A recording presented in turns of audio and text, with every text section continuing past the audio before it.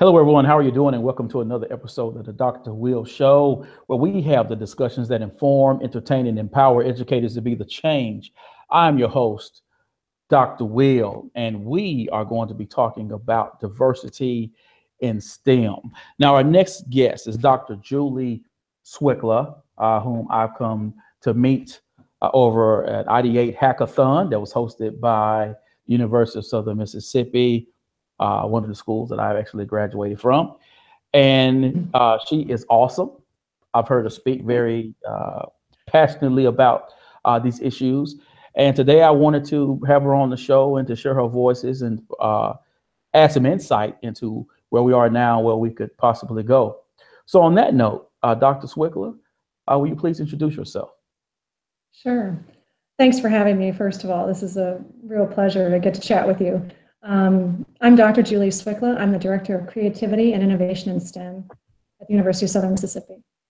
And essentially what that means is my job is to stimulate interdisciplinary projects across departments at the university, as well as with school districts, with nonprofits, basically with any creative people I want to invite into my sandbox.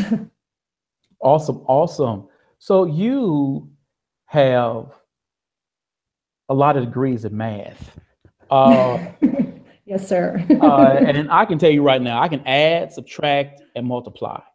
That's about it. Numeracy is my thing. But if you're talking about functions or what I've heard people call imaginary math, I'm done. That's way beyond my scope. So what drew you to study math, and how have you been able to carve out a niche for yourself in STEM? So I guess as a little girl, I always liked patterns and numbers and not necessarily doing worksheets, but I grew up in the woods and I love collecting things and just looking at patterns on leaves and the logs and I love doing puzzles. And I think all of that translates to logical thinking, organization. And then as I got older, I loved math and science. I love science. I love learning through the microscope and learning about chemicals and all these things that we can't see. And I think over time, I really liked the idea of mathematics because I knew when I was right. I didn't need any external validation. And as mathematics got harder and more challenging, when I came up with solutions that perhaps were unique to me, again, I knew when it was done. I handed it in and I had a really good feel for how I was doing and what my thinking was like. And so that was very empowering to me as a learner, which, there's more subjectivity in things like writing and essays and that sort of thing when I was a high school student. So math and science to me was something that was, it made sense and it was just very empowering. Mm-hmm. So from your vantage point, how are universities succeeding or failing at encouraging more women and students of color to major in STEM-related disciplines? Well, this is an amazing challenge. I think universities nationwide have a lot of unbelievable programs that are either scholarship-based or mentorship-based. LSAMP is one of them, the Louis Stokes Alliance for Minority Participation, that provides scholarships for undergraduate and graduate students. I'm involved with a program called Gulf Coast Advance. In the advanced program through the National Science Foundation supports women in STEM specifically. There are large nationally funded programs like that, as well as smaller initiatives that departments or graduate students or women in science take on together. But it is a very difficult problem to solve because when there aren't role models in those departments, it's hard for students to see themselves in those fields.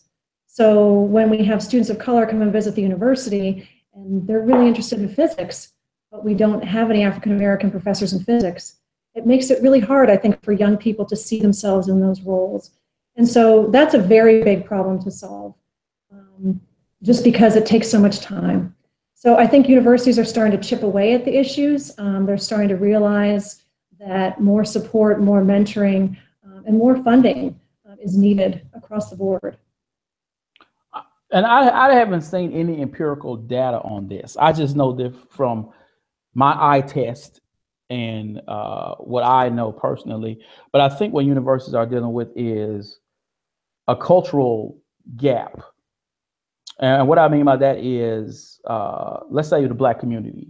So we are told, you know, get a degree in social work, become a teacher, a nurse. And then they're like, oh, those are helping fields, you help the community. And then, you know, also if you sort of look at your models in your family and people in the community, because even in mine, I have a lot of teachers in my family. And the one female model, my Aunt Alma, who was very instrumental in my life growing up, her degrees were in nursing. Now, I never became a nurse because I can't deal with blood. But those are some of the fields that we are more so, I guess, introduced to, introduced to seeing. Yeah, and I think when young people, you know, whatever age, whether they're 10 or 14 or 22, when you don't see people doing those things, you feel like it's a place that you don't belong. And, you know, those are some of the conversations we had at ID8, because everybody belongs in every field.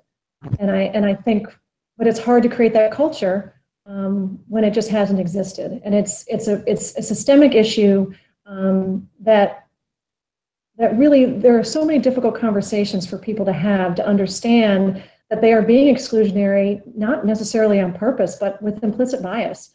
And sometimes it's done on purpose, but oftentimes it's not. And so I think universities and departments are starting to have those conversations to help diversify their student body, because that's the only way we can get, you know, fill the pipeline with all these various problem solvers that we need from every walk of life.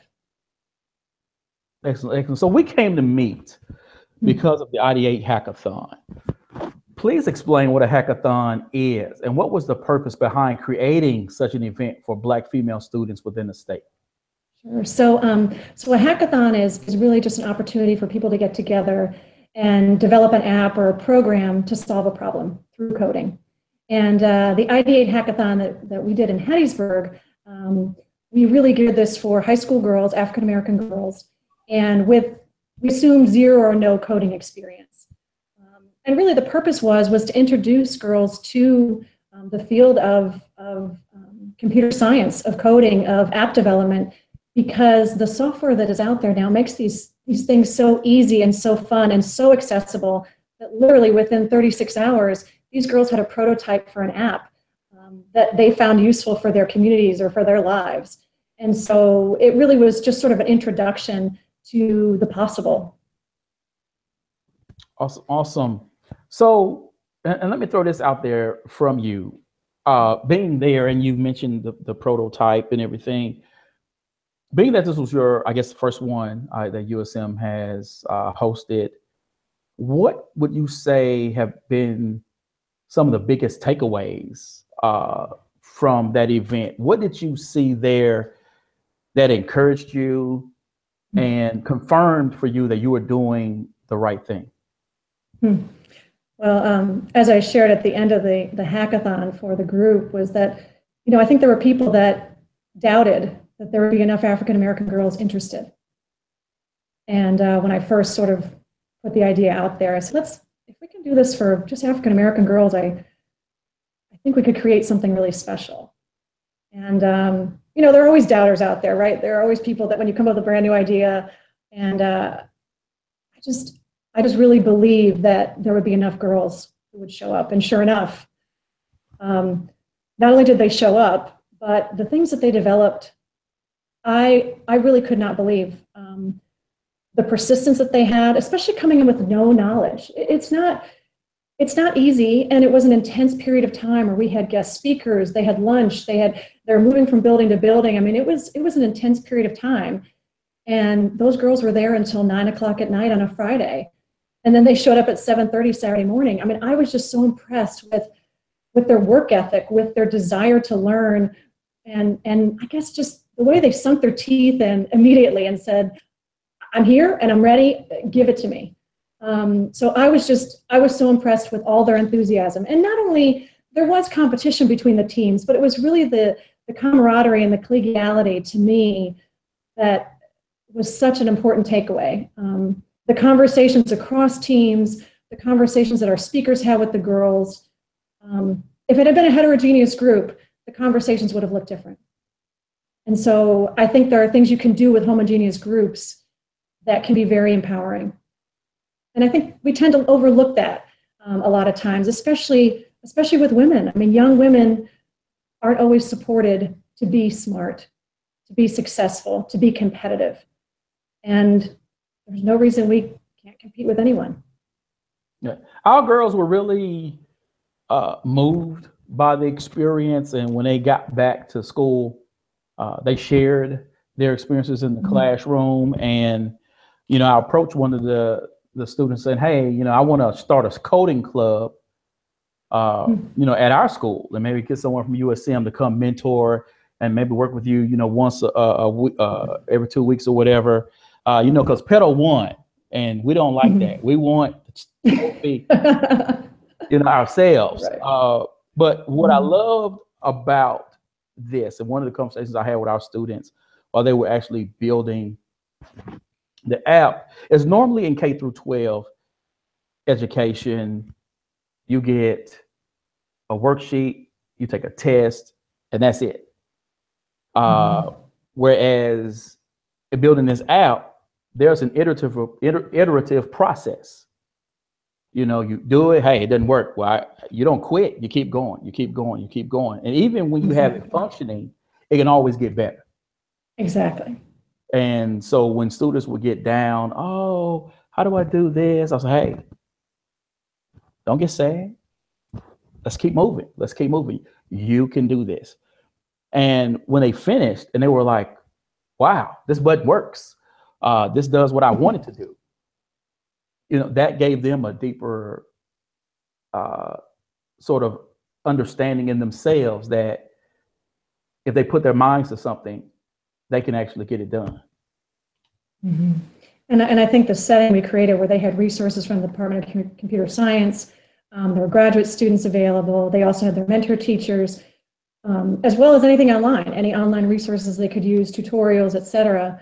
And they really took advantage of all those tools in a variety of ways. And I think what you said is exactly right. The whole iterative process of failing, trying it out, trying something new. I mean, those types of skills, they apply to any field you go into, whether it's journalism or design or architecture. It's the failing, it's the trying again, and understanding that the persistence will pay off eventually. No doubt, no doubt. I tell people that's the most humbling experience of the dissertation process is keep having to do that all the time. So what are the opportunities available to those students or those individuals who pursue STEM related careers? Gosh, I mean, I talk to my daughters are 6 and almost 13, and I don't even know what jobs will be out there when they graduate from high school. I mean, the fields are moving so quickly, and everything uses some type of STEM, whether it's mathematics or computing. Any kind of the logic and the organization that you learn through the scientific process, through the engineering design process, can be applied to anything you use. I think I learned to be a really good writer by being a really good scientist. I learned how to organize ideas, how to make a good argument. So majoring in the STEM disciplines, really the options are endless, whether it's architecture, computing, designing new things with polymers. It really is endless, and I don't think we have any idea what it will look like in 10 years. Because certainly 10 years ago, we wouldn't have guessed we'd be here. And so I think what's so exciting is that when kids major in STEM, or when they're fluent with things like computer science and mathematics, that they really can apply those to any field they go into. And so when you have that skill set, it's valuable no matter what you do. And people know that. People know that you're a logical, organized thinker and a problem solver. And everybody wants a good problem solver. We all have problems. Yeah. So how might parents and schools assist underrepresented groups in being more confident in their aptitudes for STEM-related fields? Well, unfortunately, I think there is sort of this, natural assumption that mathematics is somehow innate and that mathematical skills are genetic. And so parents, teachers, I've seen all kinds of people make these assumptions that, you're born with it. And mathematics is just like anything else. Computing is just like anything else. You take the time and you learn it. I actually I had the opportunity to give a TED Talk last fall, and I did a parallel between mathematics and learning to be a great piano player, a performing pianist. You don't just get up on stage and play like that. You have to learn the notes on the keys. You have to learn how to sit, how to perform, how to read music. There are all these different pieces, and mathematics is just the same. You can't just assume that you know everything. And so I think those messages permeate our society, unfortunately. Everybody can learn mathematics. Everybody can learn K-12 mathematics. And so I think if parents can help their children understand that even if they were bad at math, as lots of moms say, oh, I'm bad at math, go ask your dad. Stop giving kids those messages. It's not that you're bad at math, it's just you never gave it the time. And if you invested the time, you could be good at it too. It's all about just prioritizing what you want to learn, because you can learn anything that you set your mind to. And so I think removing those messages and removing those messages where we just accept, I'm just bad at math, I'm not a math person. We just can't accept those anymore. Our life is moving too fast, technology is moving too fast, and we are disempowering kids by letting them off the hook by saying, it's okay, you're bad at math, I was bad too. And it's a horrible crutch that we're giving them, instead of empowering them to understand it's just like any other language. Computing, Spanish, mathematics, just put in the time and you learn it. So what are the kinds of support networks that exist for women and students of color who decide to major in a STEM-related field? Well, I think there are several national organizations, but the LSAMP and the Advanced that I mentioned before on a lot of campuses. There are also networks, various networks on different university campuses that might provide study spaces. There might just be sort of social clubs, a whole variety. And there really are literally every niche and every demographic you can imagine. There are support systems, usually within other national organizations at the graduate student level as well as the undergraduate level. It doesn't take much just to Google and look for those, depending on the field that you might be interested in, whether it's chemistry, or physics, or mathematics, and then really any other non-STEM related areas as well. So before we go, what is your call to action for those tech companies who say there aren't any women or people of color in the pipeline? I think so much of what students and young learners need is to hear success stories. And so I always encourage people to go out and tell their story. When you're at a family picnic or you're at the beach and you end up in a conversation with a teenager, tell them what your tech company does. Let them know what are the opportunities out there. What do you love about your work? That'll get more people interested to follow your lead. And it really just starts with your own story. I think it's really that simple, because I think when a young student hears, wow, this person loves their job, this is what they're doing, they're able to be creative, they're able to design new things that thousands, tens of thousands, millions of people might be using. I think when something is so exciting in your work, when you share it, that story is going to smooth the path for the people behind you. Awesome. Thank you again, Dr. Cwikla, for being a guest on the podcast. People, you know how we do it around here. This is going to go up on YouTube. Please subscribe to the channel. I'm going to pop this on LinkedIn as well. It's going to go on my blog. And of course, it is going on SoundCloud. And be the first. Okay, I want y'all to be the first to know that on Voice Ed in Canada, my podcast will soon be shared on their network. So we are making some moves around here. Congratulations. Well, thank you very much. Thank you very much. So again, Dr. Cwikla, thank you again for being a guest on the show. My pleasure. Thanks for having me. You are welcome, people. You are welcome. And as always, people, invest in you, EDU. Peace.